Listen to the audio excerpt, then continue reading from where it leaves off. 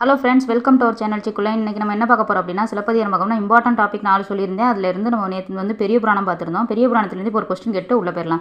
இப்போ வந்து சோழ நாடு வந்து நீர்வளம் மிகுந்த நாடாக இருக்கிறதுக்கு காரணமான ஆற்றின் பெயர் என்ன அப்படின்னு சொல்லிட்டு இது கமெண்டில் சொல்லுங்கள். ப்ரீவியஸ் வீடியோ பார்க்காதவங்க போய் பார்த்துட்டு வாங்க, பெரிய புராணத்தை பார்த்துட்டு வாங்க. சிலப்பதிகாரத்துக்குள்ளே போகலாம் வாங்க. சிலப்பதிகாரத்தில் வந்து 5001 பாடல்கள் இருக்குது அப்படின்னு சொல்கிறாங்க. இதில் வந்து 3 காண்டங்கள் இருக்குது, 30 காதைகள் இருக்குது.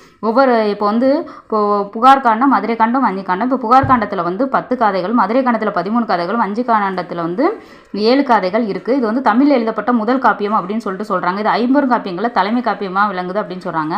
இப்போ மதுரையை வந்து ஒல்லன் ஒளி படைத்த ஊர் அப்படின்னு சொல்கிறாங்க. ஒல்லன் ஒளி படைத்த ஊர் அப்படின்னு சொல்லிட்டு மதுரையை சொல்கிறாங்க. இப்போ ஆயர் முதுமகள் யார் அப்படின்னு சொல்லிட்டு கேட்டால் இவன் வந்து மாதவி வந்து ஆயர் முதுமகள் அப்படின்னு சொல்கிறாங்க. ஆயர்பாடியில் உள்ளவர் வந்து ஆடின கூத்து என்ன அப்படின்னு கேட்டாங்கன்னா குரவை கூத்து. என்னென்னா குரவை கூத்து. இது வந்து ஆசிரியர் வந்து இளங்கோவடிகள் வந்து 12ஆம் நூற்றாண்டில் வந்து